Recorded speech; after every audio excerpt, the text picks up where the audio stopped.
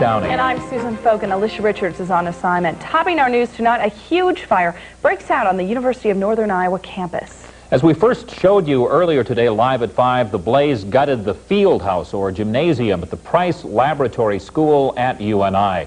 And tonight that building is mostly a burned out shell. TV9's Dave Fransman joins us now live from the scene with the latest. Dave?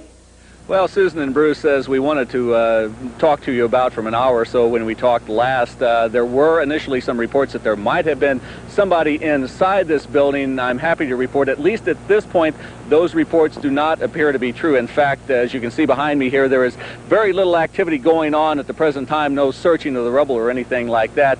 Just about a half an hour ago, Cedar Falls Fire Chief Jerry Llewellyn told me that he was very confident that there were no injuries in this fire at the Price School lab, and was very confident that everyone was accounted for according to school officials. Now we want to show you right off the top here some very incredible video from news hawk Mary Ann Lee that shows you just what was happening here in mid-afternoon. Home video from Mary Ann Lee tells the real story of this fire. As you can see, the smoke and flames came rolling out of the field house area, giving firefighters no chance to save this portion of the Price Lab building. The alarm came in just before 2:30, and with about 30 minutes or so, only a charred, ruined remained.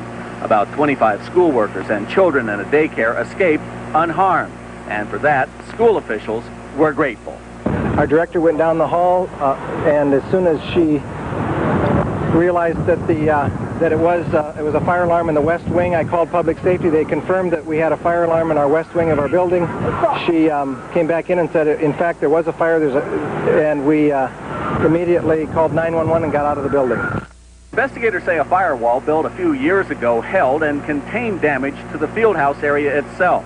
Authorities say the initial report of an explosion may or may not be true. The school used steam heat, so a gas boiler explosion wasn't a factor.